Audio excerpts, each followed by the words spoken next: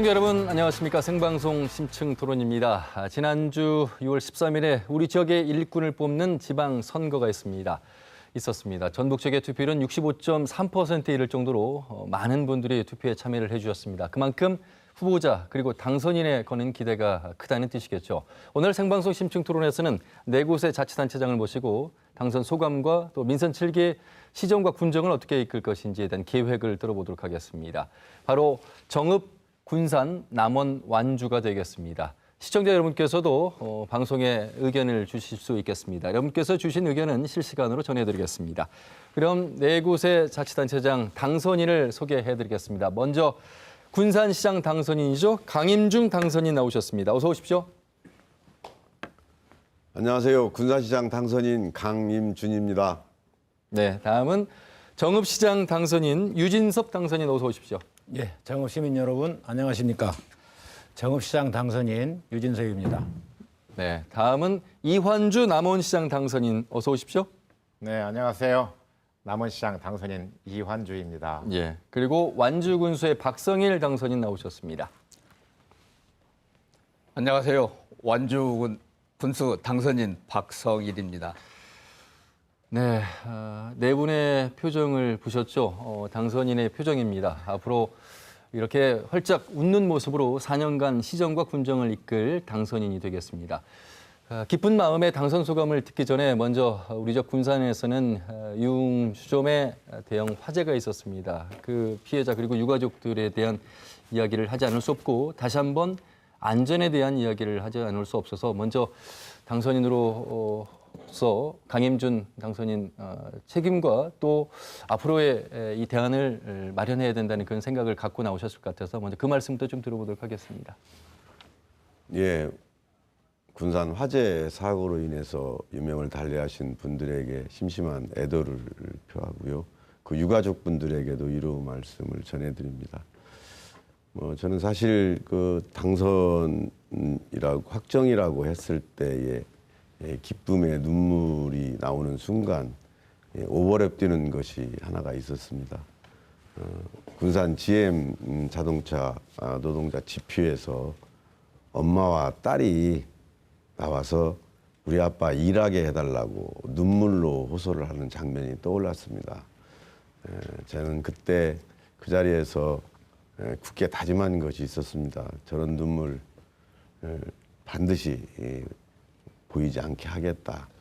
군산에서는 다시는 이런 일이 일어나지 않겠다 하는 이런 초심을 잃지 않고 군산의 경제를 다시 부흥시키기 위해서 제 모든 것을 다할 각오라고 이렇게 말씀드리고 싶습니다.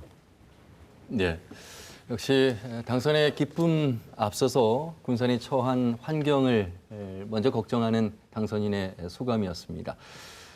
또 초선이시고 더욱더 걱정과 또 책임이 앞서는 그런 마음에서 소감을 좀 들어봤습니다. 잘 해주시길 바라겠고요. 다음 당선 소감은 그래도 3선이십니다. 이환주 시장님 네, 축하드리고요. 먼저 인사부터 좀 해주시죠. 네, 존경하는 남원 시민 여러분 정말 감사합니다. 흔히 그 지자체장 3선 어렵다고들 많이 합니다. 실제 제가 들어보니까 많이 어려웠던 것 같습니다. 어려운 선거를 치른 것만큼 제가 갖고 있는 감회나 각오는 그 어느 때보다도 남다릅니다. 남은 많이 어려운 점 잘 알고 있습니다.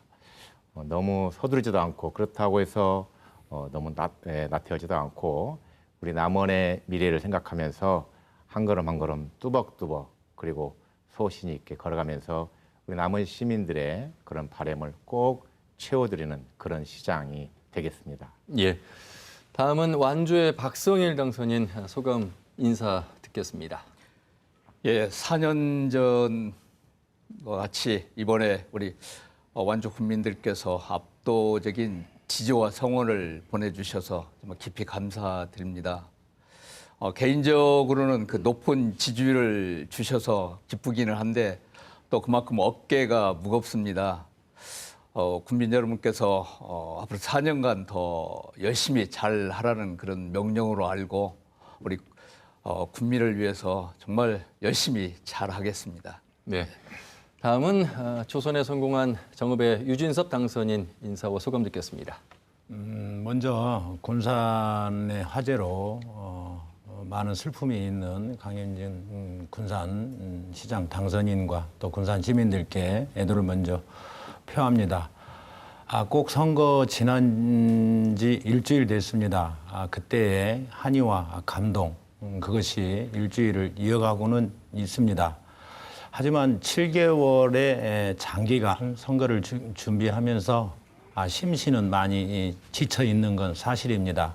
하지만 우리 정읍 시민들께서 주신 그 지지와 성원 또 그리고 그 진심에 저의 어깨도 무겁지만 그 책임감도 더 단단해진 것 같습니다. 정읍 시민들과 함께 친절한 정읍시장이 되도록 하겠습니다. 감사합니다. 자, 네 분께 축하의 말씀을 드렸습니다만 여러 가지 시군에 현안된 문제를 말씀드리기 전에 이번 지방선거 전체적인 결과를 가지고 한번 제가 질문을 좀 드려봐야 될 것 같습니다. 우선 도지사를 비롯해서 14개 시군 단체장 중에 더불어민주당이 10석입니다. 민주평화당 2석, 무소속 2석입니다.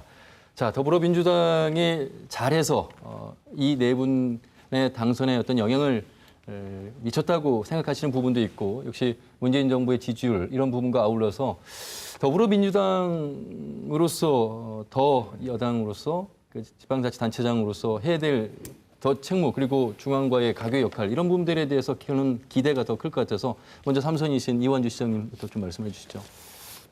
그렇습니다. 저는 그 야당 시장으로서 일을 쭉 해왔는데 예. 사실 그 야당이었을 때의 어려움 한계를 저는 누구보다도 많이 이렇게 느껴보고 겪었는데요.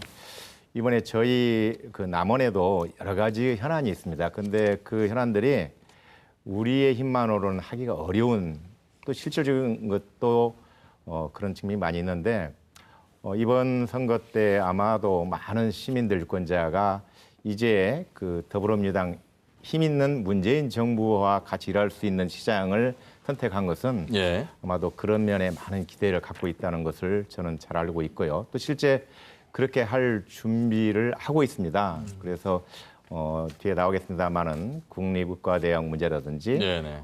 지리산의 친환경 열차 이런 문제를 해결하기 위해서는 정부 여당과 소통할 수 있는 그런 채널이 있어야 되고 또 그만큼 저희도 정치적인 역량을 모아야 할 때다 이렇게 생각하고 있는데 다행히도 이번 선거 치르면서 그 중앙당의 아주 요인들이 많이 우리 남원을 방문해서 예. 또 그런 점을 직접 우리 시민들에게 약속도 해주었고 또 저와도 긴밀한 그런 대화를 가진 바가 있습니다. 예. 잘 할 수 있을 것 같습니다. 그렇군요.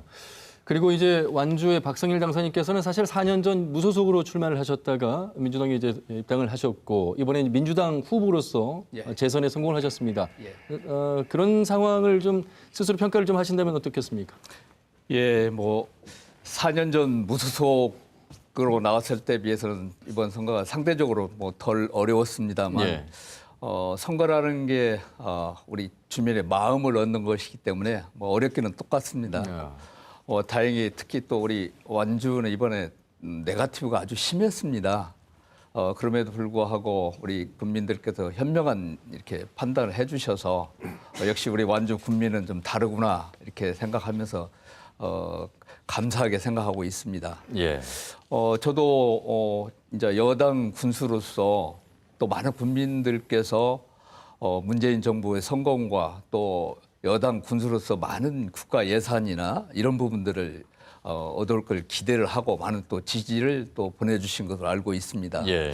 여기에 부응해서 저도 최선을 다해서 우리 정치권과 힘을 모아서 우리 국가 예산 확보 등 우리 완주군을 위해서 더 많은 노력을 하겠습니다. 예. 자, 그리고 상대적으로 정읍과 군산은 6명의 후보가 경쟁을 펼쳤던 곳입니다. 그 안에서 더불어민주당의 지지는 상당히 큰 도움이 됐으리라 생각해서 정읍의 유진섭 당선인 어떻습니까? 그렇죠. 우리 정읍도 더불어민주당의 지지율은 뭐 한 65%는 계속 유지를 했습니다. 아마 저도 정읍시장에 당선되는데 민주당의 지지율이 가장 큰 이유였고 또 정읍 시민들께서 더불어민주당에 보내주신 지지와 성원 아마 그거는 집권 여당이기도 하지만 문재인 대통령이 국정 초반을 국민들의 절대적인 지지위에서 국정 수행을 하기 때문에 우리 정읍시도 그 문재인 대통령의 국정 지지도에 따라서 또 정치적인 씨앗도 뿌려야 되고 예. 열매도 거둬야 되고 그래서 아마 정치적으로 많은 기대를 하고 있어서 이번 선거에 그게 많이 반영이 됐다고 그렇게 생각을 하고 있습니다. 예. 강임준 당선인께서는요. 우선 제가 이 기관지염이 좀 심해가지고 목소리가 좀 이러는 걸 좀 양해를 네. 해주시기 바랍니다. 사실 군산은 군산의 경제를 지탱하고 있는 현대중공업 군산조선소하고 GM 자동차 군산공장이 문을 닫으면서 군산 경제의 50%에서 60%가 흔히 말 널러갔습니다. 그래서 야당에서나 타당 무소속 후보들이 집중적으로 그 부분을 공격을 했습니다. 과연 문재인 정부가 지금 무엇을 했느냐, 네. 군산에 GM자동차 공장 살린다고 하고 현대 조선소 분명히 살린다고 했는데 결국에 다 문 닫았지 않느냐 하는 이런 거였습니다만은 저는 처음부터 우리 시민들한테 이런 얘기를 했습니다. 우리 문재인 정부와 더불어민주당은 절대 군산 포기하지 않는다. 그걸 믿어달라. 여러분들이 많은 지지를 보내주시는 우리 문재인 대통령이 그렇게 거짓 약속을 하실 분이 아니다. 예. 그래서 저는 캐치프레이즈도 집권 여당의 한 라인이라고 이렇게 캐치프레이즈를 걸었는데 우리 시민 여러분들께서 그런 점들을 잘 이해해 주시고 그래도 문재인 대통령과 더불어민주당 집권 여당이 힘을 합쳐야만이 사실 군산의 위기는 군산시 자체적으로 해결할 수 없다는 것을 잘 아시고 계시기 때문에 예. 집권 여당의 후보를 선택을 해주셨던 것 같습니다. 예. 너무나 다시 한번 감사 말씀드립니다. 제가 네 당선인께 이런 말씀을 드리는 건 더불어민주당 출신입니다. 그런데 선거 과정에서 보면 정책은 없고 문재인만 있다라는 쓴소리를 많은 분들이 하셨고 특히나 국가 예산 확보라든지 또 정부의 가교 역할을 하면서 제대로 된 역할을 부탁드린다는 차원에서 말씀을 드렸습니다. 자, 그리고 선거 과정을 진단을 해봐야 되겠습니다. 돌이켜보고 싶지 않은 내 당선이겠습니다만 그래도 선거 과정 속에서의 얻을 점과 또 정리해야 될 점들이 있어서 한 분 한 분께 질문을 해드려보도록 하겠습니다. 아무래도 이완주 시장께서는 이제 재선을 하셨고 상대 후보가 단일화를 하면서 굉장히 어려운 경쟁 구도가 됐고 사실 결과로 놓고 봐도 10% 득표 차이였습니다. 한번 돌이켜보셔서 말씀을 해주신다면요. 네, 그렇습니다. 단일화가 이제 되면서 그 상당히 분위기나 뭐 이런 게 이렇게 급변하는 걸 느꼈어요. 그런데 그래서 이제 저는 이제 내부에서 선거를 치는 사람이기 때문에 사실 우리나 저희 캠프에서는 단일화 되더라도 우리 페이스대로 우리가 가지고 이렇게 하면 된다 이제 이런 생각을 가지고 있었는데 예. 밖에서 나중에 이제 이야기를 듣고 보니까 그 단일화의 영향, 여파가 굉장히 드세했다고 그럽니다. 네. 저도 이제 생각해 보니까 그랬는데 선거를 이제 제가 세 번째 치른다고 아까 말씀드렸는데 그 캠페인에도 확실한 전략이 있다, 뭐 선거에 대한 선수가 있다, 뭐 이런 점을 상당히 느끼게 해준 선거였어요. 그러나 네. 그래도 궁극적으로 가장 중요한 것은 역시 그 진심으로 호소하고 많은 그 시민들에게 다가가는 것이다. 뭐 잠깐 반짝 어느 정도는 그게 있을 수 있지만은 결국은 선택을 받는 것은 그 후보자의 진심 어린 호소와 그 안에 자기가 이렇게 보여줬던 그런 면이 반영된다. 저는 그렇게 지금도 믿고 싶습니다. 예. 자, 그리고 박성일 완주구수 당선인은 상대적으로 좀 편안한 경쟁을 했다. 저희가 뭐 사전 리허설 때 그런 말씀을 좀 세우 당선인께서도 하셨습니다만 가장 많은 득표율을 얻으셨습니다. 예. 예. 그래도 뭐 쉬운 게임은 아니었을 것 같고요. 예, 아까 말씀드렸듯이 선거는 뭐 똑같이 아까 마음을 얻는 것이기 때문에 다 어렵습니다. 예. 특히 아까 그 네거티브가 아주 극심했는데 저는 이제 거기에 휘말리지 않고 오로지 그 정책과 공약으로 이렇게 승부를 했습니다. 근데 이번 선거 과정을 볼 때 뭐 이제 더 이상 네거티브는 통하지 않는다. 상당히 이제 선거 문화도 상당히 정착되는 그런 걸 느낄 수가 있었습니다. 그래서 주민들께서 저의 어떤 진정성, 분민을 위하겠다는 그런 진정성을 인정을 해주셔서 그런 네거티브에도 불구하고 그렇게 높은 어떻게 보면 전북에서 1위, 또 전국 226개 자치단체 중에 3위를 할 정도로 많은 네. 높은 지지율을 보내주셔서 정말 이런 좋은 선거 문화가 정착된 거고 있는 거 아닌가 이렇게 저는 이렇게 좀 긍정적으로 보고 있습니다. 예.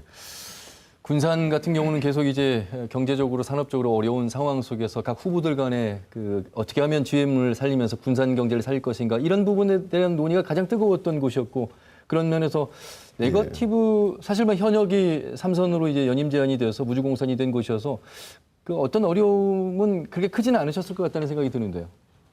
아니, 이제 선거라는 것은 다 어렵죠. 예. 예, 아무리 어렵더라도 우리 군산 시민들이 당하고 있는 고통 때문에 어렵다는 말씀은 제가 네네. 못 드리겠고요. 예. 이제 가장 사실은 우리 시민들 여러분께서 답답해 하시는 부분들이 만날 때마다 하시는 말씀이 너무나 어렵다. 군산 경제 살려라 이런 말씀이신데 시장으로서 이것을 알겠습니다. 제가 하겠습니다. 라고 할 수 있는 군산시가 과연 그렇게 할 수 없는 것이 문제이기 때문에 그런 점들을 시민 여러분께 명확하게 말씀 못 드리는 부분들이 사실은 가장 힘들었고요. 그다음 선거전이 이렇게 보면 아까 우리 박성일 우리 군수님께서 말씀하셨지만은 어떤 이런 저는 한 1년 동안을 꾸준히 이 군산을 살릴 정책 연구하고 토론하고 하면서 정책집을 내가지고 선거를 치르려고 했는데 선거가 전부 다 뭐 네거티브로 흐르면서 우리 가족들까지 마음에 상처를 입고 하는 부분들이 참 가슴이 아팠는데도 시민 여러분들께서 그런 것을 시민 여러분이 극복해 주셨다고 저는 생각을 하고요. 이런 것을 계기로 우리 선거 문화가 좀 그런 선거 문화가 됐으면 하는 바람입니다. 예. 아마 이제 공통적으로 말씀하시는 네거티브 공약에 대해서 유권자분들께서는 선거 유세나 또 선거 방송 토론회를 통해서 정확하게 이것이 네거티브인지를 아마 아신 것 같습니다. 그래서 아마 그런 부분들까지 고려를 하셔서 투표를 하신 것 같고 정읍에 대해서는 아마 궁금한 점도 여러분 많으실 것 같고 사실 경선 과정에서의 우여곡절이 시작된 곳이어서 본선보다도 오히려 경선 과정에 대한 이야기를 하지 않을 수 없습니다. 예, 다시 한번 그 과정 소회를 좀 말씀해 주신다면. 참 경선 치열했습니다. 아마 전국에서 공천, 후보자 추천서, 우리가 이제 흔히 얘기하는 공천장을 가장 늦게 받은 곳이 정읍입니다. 제가 등록 마지막 날 오후에 후보자 추천서를 그것도 중앙당 당직자의 손을 거쳐서 받았는데요. 아마 경선 과정에서 제가 2월 초 여론조사에서 아마 상당히 10분의 후보 정도 되는데 거기에서 6%의 지지로 거의 하위권에 맴돌았습니다. 그래서 이게 이제 이대로는 안 되겠다 해서 신발끈을 더 단단히 동여매고 선거운동 또 진심을 향해서 열심히 뛰었습니다. 뛰다 보니까 이제 3월 여론조사에서 2위까지 이렇게 올라오게 됐습니다. 아마 이번 선거에서 아마 민주당의 압도적인 지지율 때문에 더 상대방의 유일한 선거 전략은 네거티브, 흑색 선전이 아니었나 하는 생각이 듭니다. 그런 어려운 고비고비를 잘 넘겨준 것도 결국은 후보뿐만 아니라 정읍 시민들이 네거티브에 대해서는 이제는 통하지 않는다. 네거티브로는 승리할 수 없다 하는 것을 시민들께서 증명해 준 거에 대해서 저는 유대하다라는 생각을 갖고 있습니다. 예. 예. 자, 이제 내 당선인의 주요 공약들을 한번 살펴보도록 하겠습니다. 먼저 완주부터 살펴보도록 하겠습니다. 15만 완주시, 자족도시를 표방을 했습니다. 자, 전주를 감싸고 있는 완주 그리고 귀농귀촌의 1번지로 부상하고 있고 역시 청년들이 머무르는 아무래도 가장 희망적이고 발전적인 방향으로 가고 있는 완주가 아닐까 싶은데 15만은 좀 너무 많이 내세운 게 아닐까 이런 생각도 들고요. 두 개의 공약을 중점적으로 말씀해 주시면서 설명해 주시죠. 예, 15만 자족도시 완주시로 도약하자 제가 이렇게 비전을 제시했는데 예. 이런 부분은 뭐 제 임기 동안이 아니고 15만 완주시의 기반을 만들겠다 이런 얘기입니다. 목표 연도는 약 2026년도 정도로 잡고 있습니다. 15만 완주시가 되기 위해서는 먼저 인구가 15만이 돼야지 않습니까? 그러려면은 일자리를 많이 만들어서 소득이 높아져야 합니다. 예. 그러기 위해서 지금 약 4천억 원 정도를 투자해서 추진하고 있는 테크노 2단계 산업단지 또 농공단지 등을 조기에 완성을 해서 많은 기업을 유치해서 일자리를 많이 만들고 또 농업, 농촌을 더 활성화시켜서 그 농촌 소득도 좀 올리고 해서 소득을 좀 높여야 되고 또한 15만 인구를 수용할 수 있는 정주 기반을 만들어야 합니다. 예. 그래서 지금 현재 삼례봉동 사이에 추진하고 있는 6천 세대, 삼봉, 신도시 등 약 13,000세대가 현재 우리 완주군에서 지금 추진하고 있습니다. 이걸 원활하게 추진해서 정주 기반을 만들어야 되고 두 번째는 인구만 15만이 돼서는 의미가 없다고 생각합니다. 왜냐하면은 자기 자녀의 교육 문제가 해결이 안 된다고 한다면 아무리 완주에 일자리가 많이 만들어져도 전주나 익산에서 출퇴근을 하지 완주에 살지는 못할 겁니다.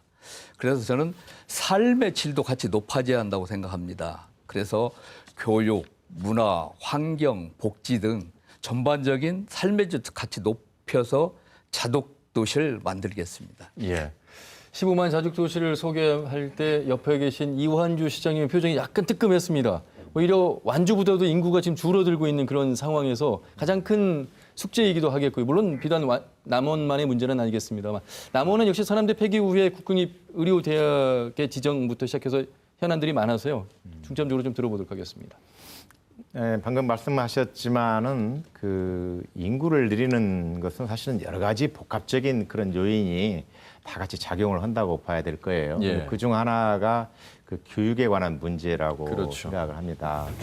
특히 남원은 그 국토 서남권에 있는 지리산권에 있는 유일한 대학인 이제 서남대학교가 폐교되고 나서 우리 시민들의 노력, 정치권의 힘으로 국립의과대학을 남원에 유치하는 데까지는 성공을 했는데 사실 거기는 지금 스타트 라인에 있는 것이고 앞으로 우리가 가야 할 길, 넘어야 할 길이 굉장히 많습니다. 예. 그런데 그중 이제 단적으로 이야기하면 그 의과대학이 있다고 하지만은 실질적으로 지역에 도움되게 만드는 일이에요. 그래서 의과대학 정원도 어느 정도 규모로 늘려야 되고 네. 또 필히 있어야 될 그 거점 병원에서 역할을 할 수 있게끔 만드는 겁니다. 오늘 또 그 KBS 뉴스에 나와서 그걸 네네. 보았는데요.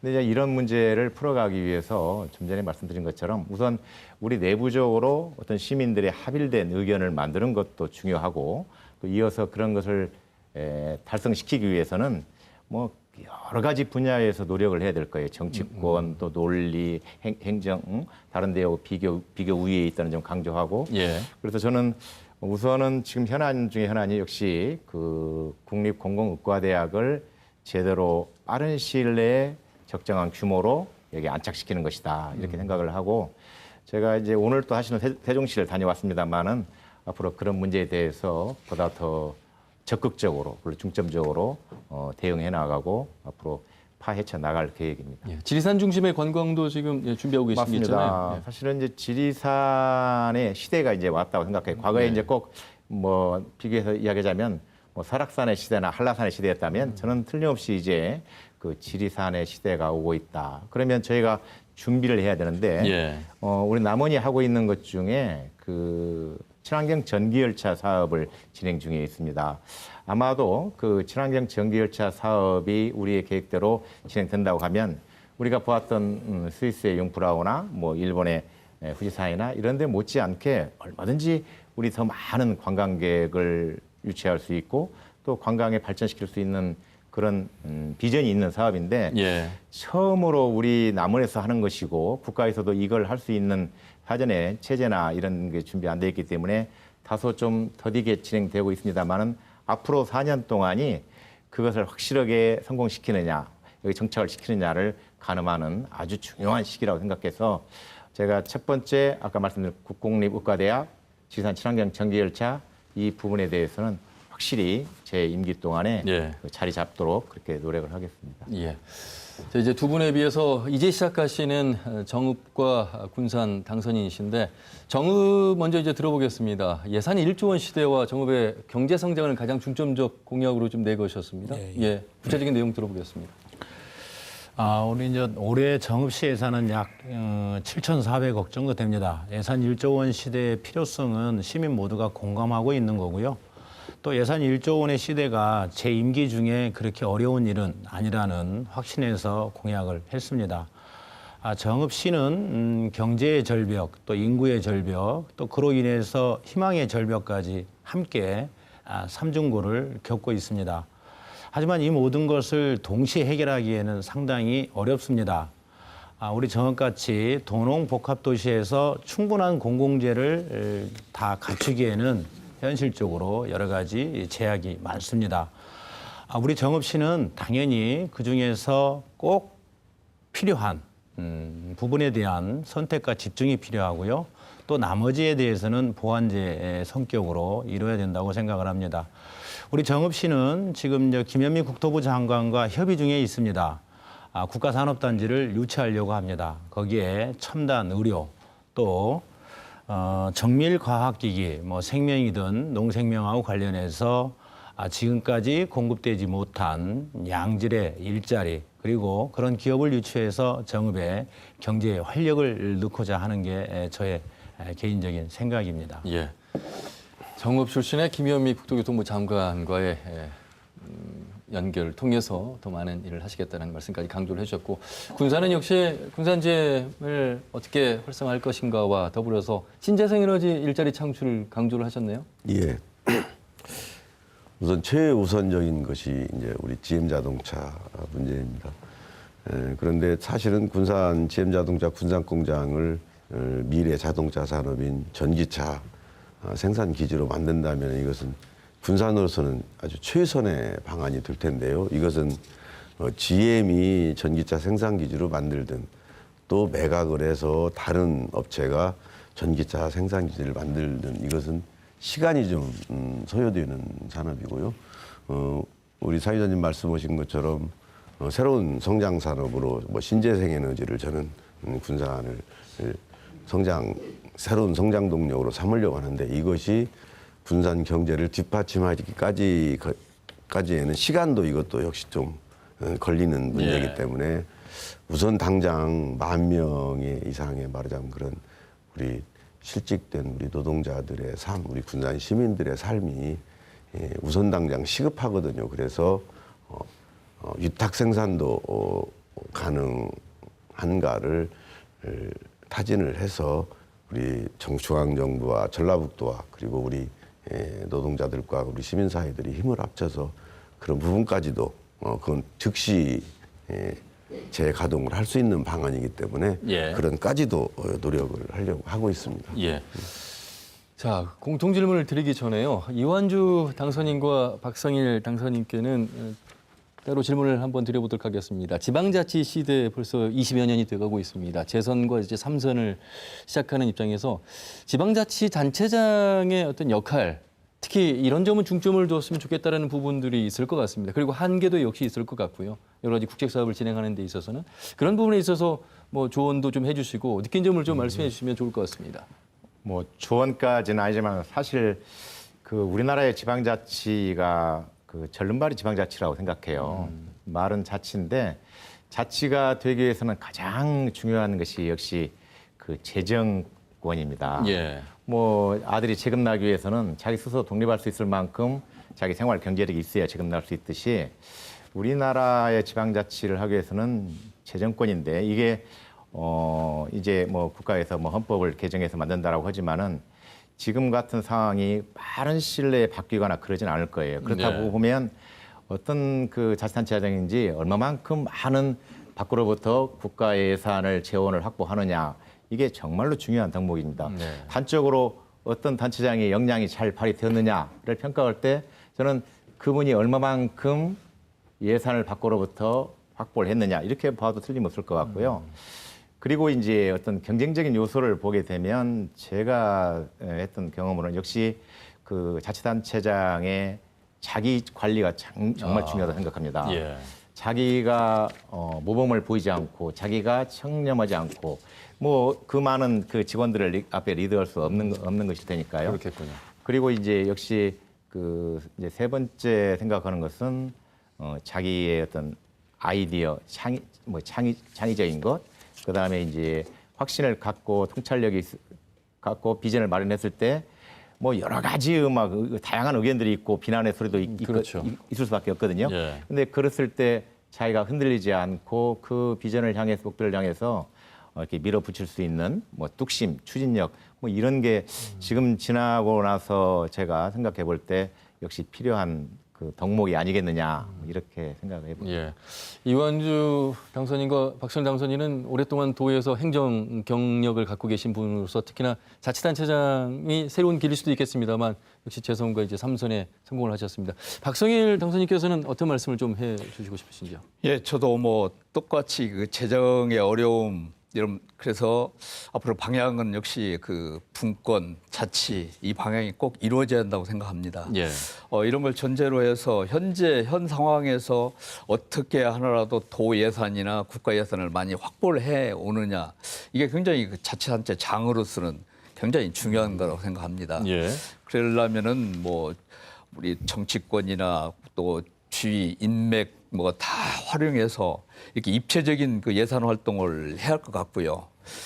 또 하나는 제가 와서 실제로 군수 수행을 하다 보니까 많은 이해관계와 많은 주민들 이해관계가 굉장히 이제 많이 얽힙니다. 예. 그래서 자치단체 장은 정말 어떤 갈등 조정 능력 이런 부분들을 더 많이 요구합니다. 그래서 이런 부분들을 어떻게 잘 조율해 나가느냐, 뭐 예산 배분을 비롯해서 이런 능력을 조금 더 필요로 한다고 생각하고 예. 또 하나는 지금 이제 이미 뭐 행정관 혼자는 안 됩니다. 그래서 주민과 같이 하고 또 막 거버넌스 체계가 돼서 전문가나 이렇게 같이 협치를 이루어야 한다고 생각합니다. 예. 그래서 주민들의 정말 솔직한 그런 소리도 좀 높게 깊게 이렇게 들어서 행해야 되고 또 협치를 행해야 제대로 그 효율적인 우리 군정 또는 시정 운영이 가능하다고 생각합니다. 예. 협치라는 아주 중요한 말씀을 해주셨는데 사실 정치권의 협치, 정당 간의 협치도 중요하겠습니다만 자치단체 간의 협치도 굉장히 중요한 사안이 되겠습니다. 예를 들면 말이죠. 정읍, 고창, 부안 같은 경우는 서남권 광역화장시설을 같이 연계해서 시작을 해서 많은 이로움을 얻고 시너지 효과를 얻고 있는 그런 곳입니다. 그래서 앞으로 이제 저희가 질문을 드려야 될 내용이 이제 관광산업의 연계인데 사실 그 동부권 또 서부권 이렇게 함께 관광산업을 물론 도에서도 시행을 하고 있습니다만 이런 부분들과 함께 관광산업 연계, 관광산업 활성화 이런 부분들을 연계해서 할 수 있는 방안들을 좀 갖고 계시다면 먼저 정읍부터 좀 들어보도록 하겠습니다. 아시다시피 뭐 정읍이야 내장산이라고 하는 천혜의 단풍 예. 또 그걸로 한 가을의 한 계절만큼은 전국에서 단풍 나들이를 가장 많이 오는 곳이기도 합니다. 제가 알기로는 우리 내장산에 그동안에 투자된 누적 예산만도 한 1조 4천억 정도 된다 그래요. 그러니까 내장이라고 하는 곳이 산도 깊고 넓고 그래서 1조 4천억 정도의 예산이 들어갔음에도 불구하고 크게 눈에 띄는 효과는 좀 없는 것 같습니다. 아마 이제 내장산이 국립공원이어서 개발의 한계 또는 여러 가지 유인의 한계가 분명히 있다고 보는데요. 저는 내장 주변에 있는 내장호 그리고 용산호를 집중적으로 유인하는 공간으로 만들려고 합니다. 그쪽은 정읍은 뭐 과거로부터 물하고 깊은 관련이 있기 때문에 용산의 수자원 그리고 내장 저수지의 수자원을 이용해서 전국에 있는 관광객들을 좀 더 유인하는 그런 시설들을 지금 집중적으로 내부적으로 준비하고 있습니다. 아마 그 연결이 된다면 상당히 정읍 경제에 큰 반향도 있을 거고 경제적 효과도 상당히 클 걸로 예상하고 있습니다. 예. 박성일 군수님, 시군 단체장 협의회가 있죠. 예, 예. 예. 이때는 어떤 내용들을 서로 협의하십니까? 이런 관광산업 연계라든지 함께 연계할 수 있는 것들에 대한 이야기들도 많이 하실 것 같은데. 그럼요. 예, 그때 현안 사업을 같이 협력해서 하는 부분도 있고요. 이렇게 뭐 관광이랄지 뭐 경제 그 산업 구조 뭐 이렇게 논의를 한달지 이런 부분은 같이 논의를 하고 있습니다. 예. 완주는 관광산업 활성화 차원에서 인근 시군과 연계할 수 있는 아이템들이 좀 있을까요? 그러면요. 완주는 뭐 잘 아시다시피 뭐 대둔산 비롯해서 화암사, 송광사 또 삼례 문화예술촌 등 많은 관광 자원이 있습니다. 예. 작년에 약 400만 명이 다녀가셨는데 제가 금년 초에 1,000만 명 목표로 해서 완주 관광 마스터 플랜을 수립을 했습니다. 예. 거기 가장 큰 핵심은 역시 관광 문화관광 자원의 확충 잘 가꾸고 더 확충하는 부분이고 또 하나는 어떻게 보면 특색 있는 그 컨텐츠 관광 컨텐츠를 개발하느냐 이게 두 가지가 큰 핵심이라고 볼 수 있겠습니다. 그래서 저희는 아까 말씀하신 그 컨텐츠 개발을 통해서 가령 삼례문화예술촌과 여기 이제 군산 나와 계신데 군산의 뭐 근대문화유산하고 연계를 그렇죠. 시킨달지 예. 또 한옥마을 또 뭐 인접해 있는 진안 마이산 또 무주 또 장수 등과 이렇게 연계해서 그 관광 네트워크를 더 강화를 하려고 합니다. 예. 그리고 또 많은 이제 아까 그 문화 관광 시설을 확충하는 부분 또 나가서 2020년 목표로 해서 완주 방문회도 이렇게 좀 추진을 하려고 합니다. 예. 이렇게 시군과의 연계를 더 강화할 필요가 있다고 생각합니다. 예. 아무래도 외부에서 전라북도로 관광을 오시는 분들이 가장 먼저 들리면서 타 지역으로 가는 경우를 보면 이제 전주 한옥마을 그래서 아마 빅데이터 결과 1,000만 명의 관광객 시대 이렇게 얘기를 하고 있습니다. 그분들을 함께 연계한 시군 자치단장들의 관광산업 활성화를 생각할 텐데 남원 역시 관광의 고장이고 2위가라면 뭐 서러울 정도의 관광의 고장인데 그런 부분들에 대한 활성화 연계 방안은 어떻게 생각하고 계실까요? 사실 우리나라 행정 그 시군 행정 그 단위별로 어떻게 보면 굉장히 칸막이가 이렇게 두텁게 차 있어요. 그래서 옆에 말씀하신 것처럼 인접해 있는 시군하고 같이 이렇게 협력해서 하는 것은 사실은 굉장히 어렵게 되어 있어요. 그렇습니까? 그런데 우리가 지금 그 지산권 관광개발 조합을 만들어서 지난 한 10년 동안 운영을 해본 적이 있습니다. 예. 우리 남원, 뭐 함양, 산청, 구례, 곡성 이렇게 7개 시군이 했었는데 그게 아주 특수한 행정 체제를 가지고 시범적으로 했었는데 정부에서 매우 긍정적인 평가를 받았어요. 예. 지산권에 있는 도시를. 그래서 이제 거기에는 이제 별도 이렇게 예산도 지원을 받고 또 전체 할 수 있는 프로그램도 만들고 이렇게 했었는데 저는 이제 이런 형태가 어디에서 비롯되냐면 그 시군별로 남들이 하는 걸 똑같이 이렇게 거의 비슷하게 하는 그런 행태가 많습니다. 그런데 이걸 좀 거시적인 시각에서 봐서 지리산권 내에서 각기 그 자치단체가 갖고 있는 특색을 잘 살려가지고 서로 이렇게 보완하고 유인할 수 있는 그런 조정 능력이 필요해요. 뭐 누구나 어떤 단체장들도 옆에서 하면 우리도 해야 된다. 뭐 이런 생각이 다 같이 있는데 그 좀 크게 멀리서 보면 다 그것이고 고만고만 하거든요. 그래서 그걸 타파하기 위해서 사실 뭐 행정적인 체제 개편에 대한 노력도 있었지만은 지금 현재로서는 우리가 했던 관광개발협동조합을 만들어서 했던 것이 그래도 그 가능성을 엿보았기 때문에 지난 10년 동안 1단계를 끝내고 이제 2단계를 해서 실질적인 이제 인프라 구축을 벗어나서 관광객들에게 도움될 수 있는 직접적으로 닿을 수 있는 이제 운영하는 요소, 프로그램 개발, 콘텐츠 조합, 뭐 이제 이런 걸 가지고 하게 되면은 아마도 어떤 새로운 그런 그 텍스트를 하나 만들어 볼 수 있지 않을까 해서 그런 쪽에 더 치중을 해보려고 생각하고 있습니다. 예, 알겠습니다. 군산도 역시 근대문화 역사 경관 지구도 있고 많은 분들이 찾고 있는 곳입니다. 예. 생각하고 있는 바가 있으실 것 같은데요.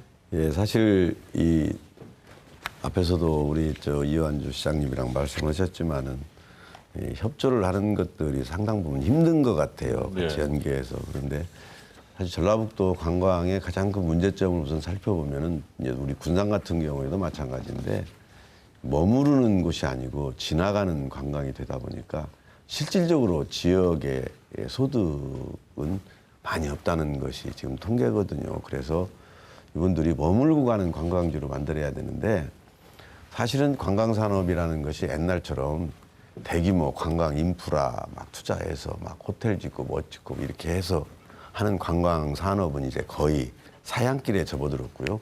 뭐 우리나라에도 마찬가지고 익산이 아마 그런 거 투자를 많이 해서 지금 어려울 형편에 처해 있고요.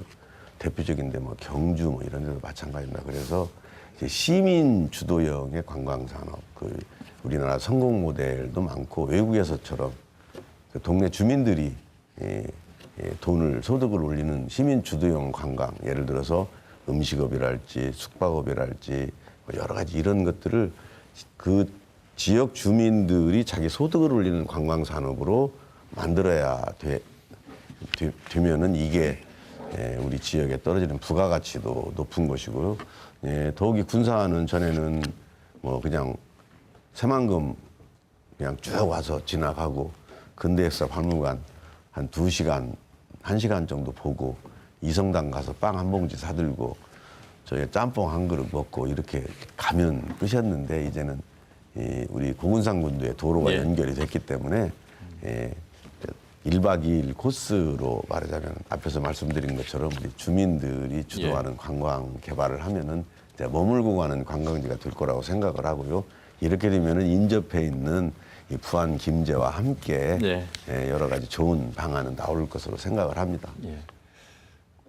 특정 상호를 말씀하시면 안 됩니다. 네. 아무리 관광의 활성화 차원에서 이제 말씀하셨습니다만 특정 상호를 말씀하시면 된다는 말씀을 드리고. 알겠습니다. 제가 예상되지 않는 질문을 한번 드려봐야 될 것 같습니다. 이것은 너무나도 선거 방송 토론회, 법정 토론회를 통해서 들었던 질문이신데 그때는 뭐 시간이 제한이 있어서 긴 시간 동안 말씀을 하실 기회가 없었을 것 같습니다. 사실 저출산 고령화, 인구 감소, 또 일자리 이런 것들은 개별적인 문제가 아니라는 걸 다 알고 계실 것 같습니다. 다 연계된 하나의 사안이죠. 그래서 이 부분에 대한 고민들을 어느 자치단체장이든 하실 것 같은데 나름대로의 고민의 흔적을 좀 이 시간에 하고 싶은 말씀들을 좀 해주셨으면 좋겠습니다. 이번에는 유진섭 당선인부터 하시죠. 아마 뭐 우리 전라북도 14개 시군뿐만 아니라 수도권을 제외한 우리나라 어디든 지방 정부는 아마 이 문제에 관련해서 마땅한 해법도 없다고 봅니다. 이제는 우리 정읍시도 인구를 15만으로 늘리자 많은 약속들을 했지만 현실적으로는 상당히 어려운 벽에 이미 부딪혀 있습니다. 저는 제가 의정활동하면서도 이 약속을 공약했고 또 그걸 이행하고 있습니다. 이제는 인구를 늘리는 것도 장기적인 목표여야 되지만 우선 당장은 인구를 지키는 게 더 시급한 문제인 것 같습니다. 출산은 한계가 있고 그리고 노령 인구에 대한 건강이 악화되면서 또 갑자기 찾아오는 혈관 질환에 우리 지역 주민들의 생명을 많이 안타깝게 하고 있습니다. 그래서 저는 우리 지역 내에 응급의료센터 그리고 전문의 그리고 전문 간호인 시설들을 아산도 그렇게 안 되겠구나. 우리 지역 내에 있는 종합병원하고 협력해서 응급의료 시설을 지금 곧 마련하고 있습니다. 이런 것들이 어떻게 보면 우리 지역 내에 있는 고령 인구 또는 갑자기 찾아오는 질환 등에 대해서 지역 내에서 일정 부분은 해소하고 우리 주민의 삶을 좀 지켜내고 근데 그런 것이 우리 지역 내에서는 더 우선하고 또 현실적이지 않냐 하는 생각을 하고 있습니다. 군산의 강임중 당선인 말씀드리겠습니다. 사실 인구 문제는 자연 증가가 없는 상황에서는 사실은 특히 지방 도시, 지방에서는 인구를 늘리는 것이 매우 어렵습니다. 근데 이제 기본적으로 그 인구 문제를 해결을 하려면은 우선 교육 문제가 좀 갖춰져야 될 것 같고요. 특히 지방대학에 대한 지원이 지방자치단체들이 좀 해야 된다. 그래서 공부 잘하는 학생들만 서울로 유학 가는 형식의 그런 식으로 지원을 하게 되면 오히려 군산 지역에 있는 그런 대학이나 학교들은 점점 쇠퇴할 수밖에 없고요. 그래서 저는 기본적으로 지역 학생들이 지역 대학에 진학을 할 때는 어떻게든지 그 장학금을 지급을 해서라도 그 지역에서 출신 고등학생들이 지역 대학에 가는 것을 좀 권장을 해야겠고요. 그다음 두 번째로 청년 창업에 대해서 저는 군산시 재정이 허락하는 한 최대한 지원을 하려고 합니다. 그래서 청년들이 지낼 수 있는 청년 말하자면 임대 아파트 아주 우리 국가가 지금 문재인 정부에서 추진하는 역점 사업인데요. 예. 그 우리 시 소유 유유 부지나 구 청사 부지 이런 데를 그런 걸 얘기를 하면 예. 그 계획을 하면은 LH 공사에서 복합 타운으로 건설을 합니다. 이게 뭐냐면은 위에는 우리 청년들한테 아주 저렴한 가격으로 양질의 주택을 제공을 할 수 있고요. 그 밑에 층에는 청년 창업센터랄지 뭐 소규모 말하자면 예. 그 일터랄지 그다음 문화공간이랄지 이런 걸 만들어서 청년들이 군산을 떠나지 않고 지역에서 살 수 있도록 이런 걸 기본적으로 준비를 해줘야 알겠습니다. 인구 문제가 그래도 해결된다고 생각을 합니다. 네, 이원주 시장님. 그 인구에 관한 그 공약은 정치인들 사이에 우스갯소리를 하지 말라 이런 말이 있어요. 사실은 그 인구가 어떠한 단방 차방 하나 가지고 되는 것이 아니기 때문에 그럴 겁니다. 특히 지역에 있는 중소도시는 더 큰데요. 제가 느끼기에는 그 어떤 복지적인 측면에서 많은 접근을 시도해요. 뭐 수당도 주고 뭐 육아 종합시설센터 만들고 그러는데 그것에서 지자체 간의 큰 차이를 보이기는 사실은 쉽지 않은 측면이 있습니다. 그렇겠네요. 이웃 동네 하면 우리 동네 하게끔 마련이기 때문에 그럴 거예요. 근데 이제 결정적인 것은 지역에 좋은 일자리를 만들고 교육 환경을 좋게 만드는 것이 사실은 제일 결정적이라고 생각해서 예. 저희는 그 지금 전에는 우리 남원이 이제 관광도시였고 문화도시 측면이기 때문에 사실 이렇게 기업을 유치한다는 거에 대해서 그렇게 크게 노력하지 않은 측면이 있었어요. 그런데 지금 우리도 그 일반 산업단지를 지금 한참 지금 조성 중에 있고 그래서 거기에 우리 그래도 남원이 상대적으로 비교 우위에 할 수 있는 그런 업종 분야를 집중적으로 공략해서 유치를 해야겠다 예. 그런 생각을 가지고 있고요. 교육 환경을 바꾸는 데는 이제 앞으로 4년 동안에 보다 과감한 투자를 하려고 합니다. 우리 지역에 있는 초, 중, 고등학교는 이제 다른 데와 비교해서 결코 뒤지지 않는다. 학력, 그다음에 전인 교육, 교육 환경 여건 이런 면에 대해서는 어느 때보다도 지금 우리 남원시에 있는 교육자들이라든지 학부모 또 교육 관계자들이 열의가 굉장히 많이 이렇게 막 올라와 있어요. 그래서 저는 그 두 가지 하나는 일자리를 많이 만들기 위해서 좋은 기업을 유치하는 것, 예. 하나는 좋은 교육 환경을 만들기 위해서 교육 지원청이 아닌 우리 지자체에서 과감한 관심과 투자를 하겠다 이런 생각을 갖고 있습니다. 알겠습니다. 박선일 군수님. 예, 저는 그 저출산 부분을 해결하기 위해서는 아까 뭐 다른 분들 말씀하신 대로 종합적인 접근이 필요하다고 생각합니다. 일단 청년들이 와서 일자리를 가지고 일을 해야 소득이 보장되고 그래야 결혼도 하고 출산도 하고 주거 문제도 해결해야 되고 또 복지 문제, 교육 문제가 종합적으로 다 해결이 돼야 출산율이 높아진다고 생각합니다.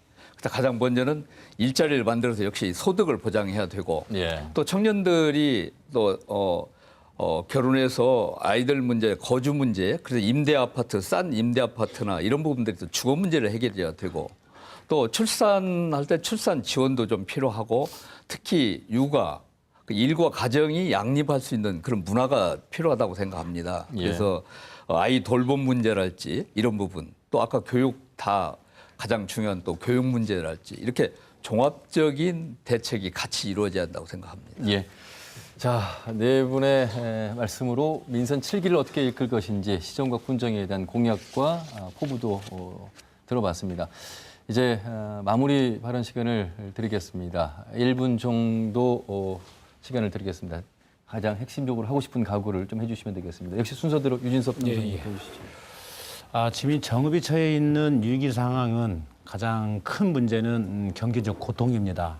이 고통으로부터 빨리 탈출하는 것도 지방정부인 정읍시가 해야 될 당면한 문제이기도 합니다.